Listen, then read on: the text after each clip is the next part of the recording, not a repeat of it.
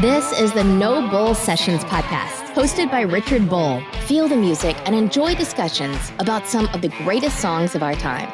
Just music, no bull.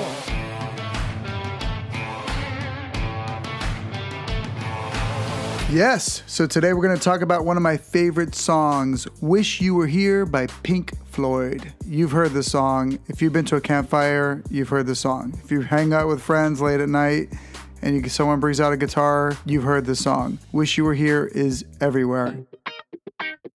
In today's episode, we're going to go through the song, dissect different parts of it, talk about the musicality of it. We also play an outtake of the song, which has a violin basically playing the part of the guitar solo, and it's just a completely different version. It's an outtake version of Wish You Were Here, so that's really cool, so stay on for that at the end.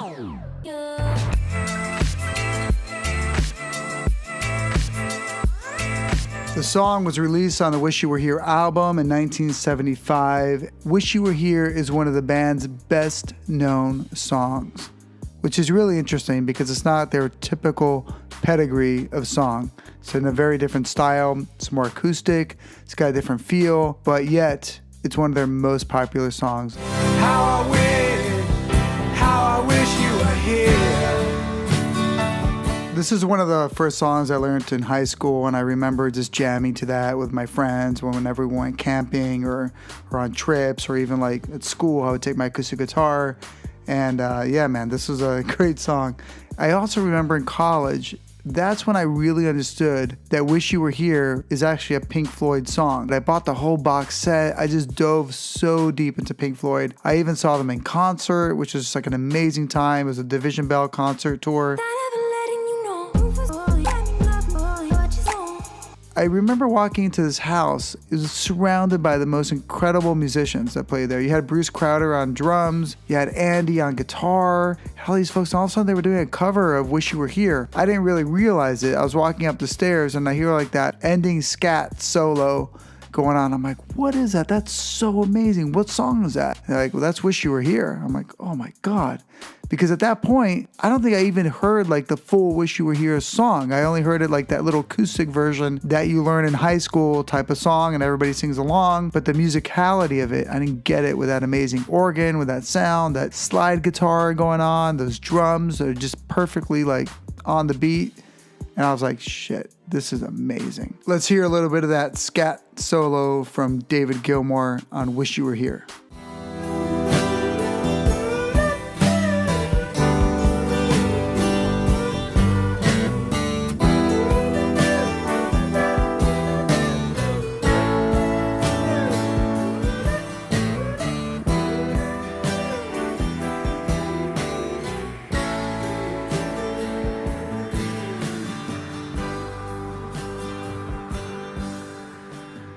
The song was recorded at Abbey Road Studios in London, the famous studio that we all know, and it's basically produced by the band. Waters was definitely at the helm, and it was engineered, the sound engineer on the album was Brian Humphreys.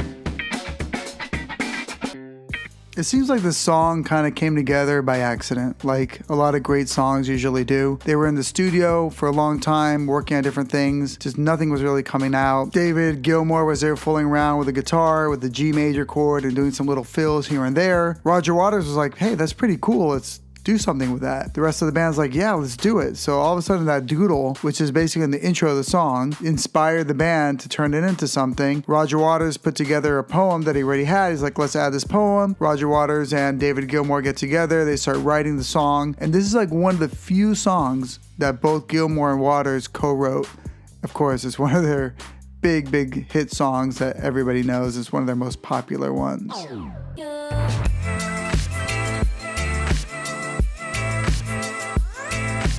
That's how it happens. I mean, some of the really cool bands, and you guys who've been in bands before or that are currently in a band, you know how it is. Like you're in the studio, you're trying to look for something, all of a sudden somebody picks up a jam, inspires everybody else, and boom, you got a song. And that's a really cool moment. Those songs that come together spontaneously and it feels somewhat natural and easy, sometimes those are like the very best songs.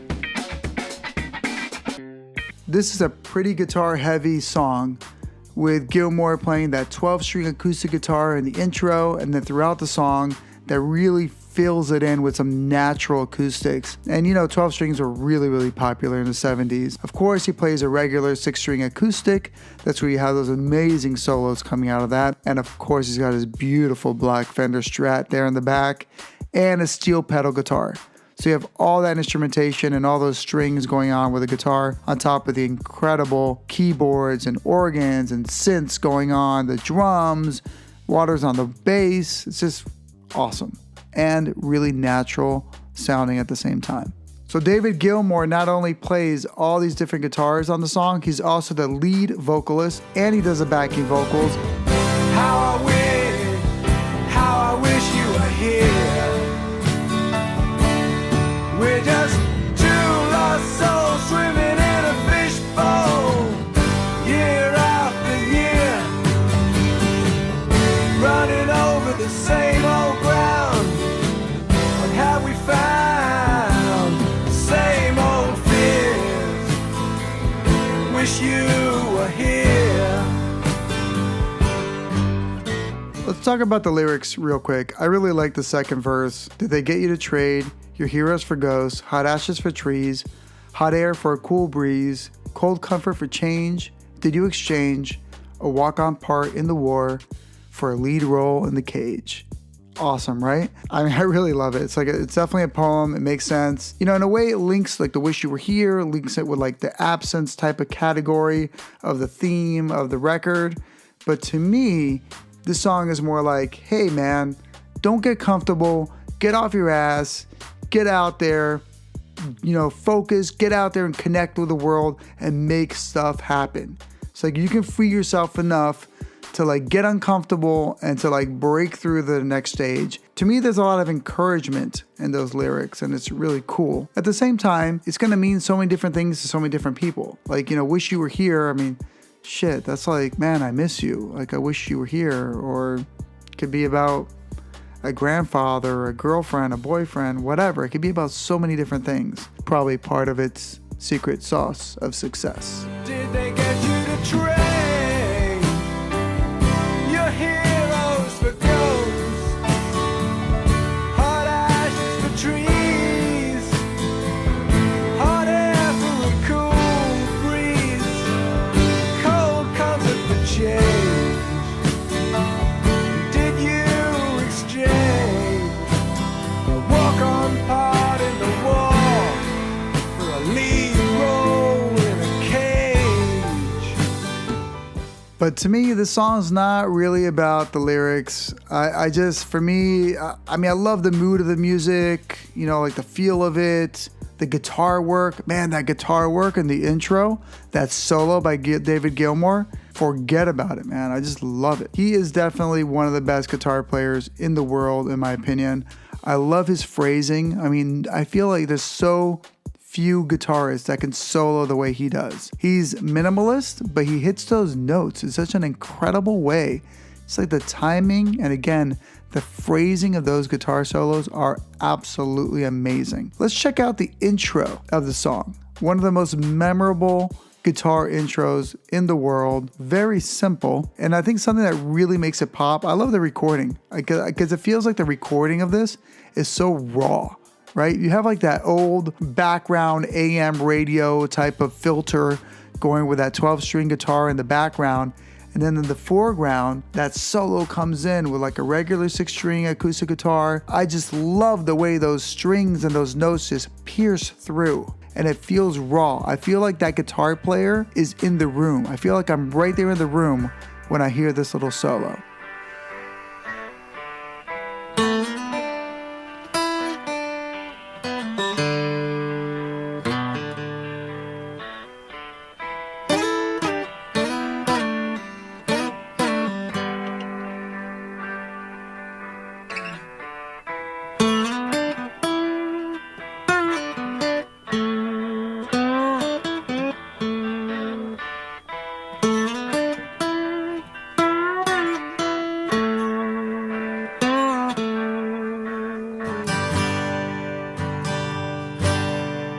I mean, that's not it. Now check out his solo right after the first chorus. It's just a beautiful, clean acoustic solo. And you can even hear like that steel guitar in the background too. Pay attention to it. Check this out.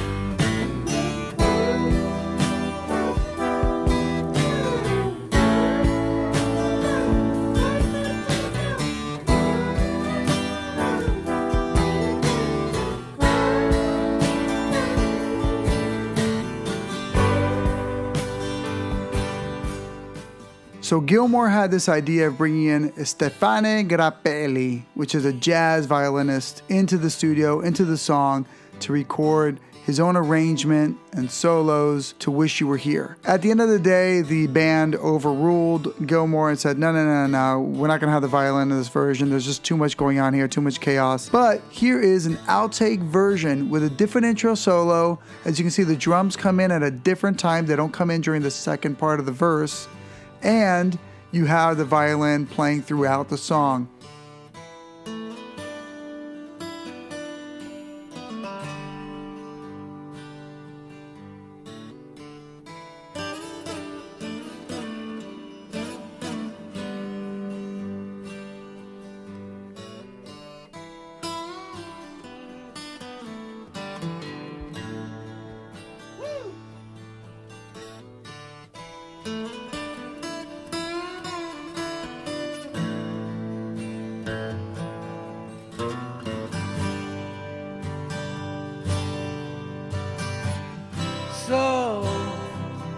So you think you can tell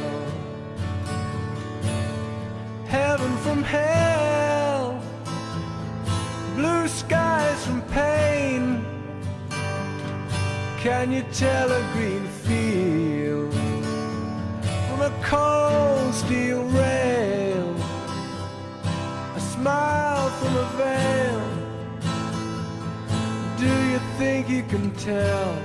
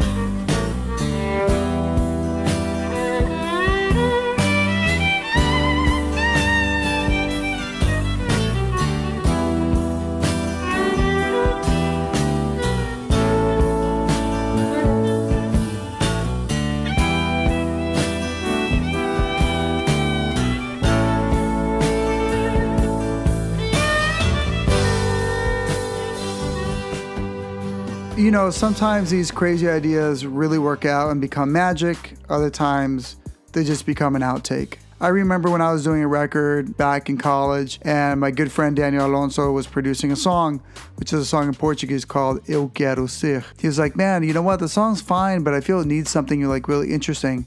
How about at the end, you do the whole song, but you do it acoustically?